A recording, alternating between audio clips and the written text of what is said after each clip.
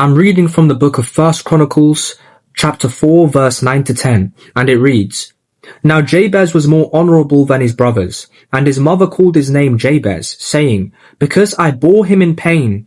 And Jabez called on the God of Israel, saying, Oh, that you would bless me indeed, and enlarge my territory, that your hand would be with me, and that you would keep me from evil, that I may not cause pain. So God granted him what he requested. Now, I want you guys to really think about this verse which I have just quoted, because there is something very significant about this verse that God wants you to know about today. God is telling you today that whenever you seek him in your secret place, and whenever you come to him in prayer and in fasting, or whatever the case may be, you need to be focused on asking God about withholding the capability that we as humans all naturally have within ourselves to cause others pain. We need to also prioritize, things that benefit others instead of ourselves in prayer. Because at the end of the day, our needs pale in comparison to the needs of others around us.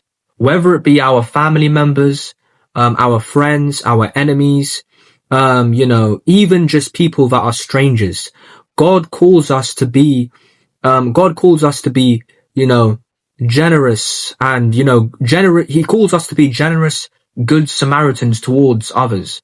No matter how much you don't know that person, you need to treat them like they are your sister or your brother or, your mother or your father. Anyone who does God's will is your brother or your sister or your mother. And, we are called to be, we are called to live in fellowship with each other.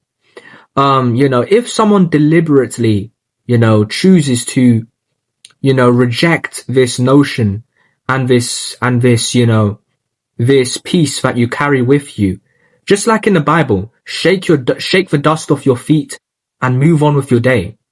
You shouldn't allow these types of people to affect you, because God will have seen that you are more focused on restraining yourself when it comes to hurting others and causing others to stumble,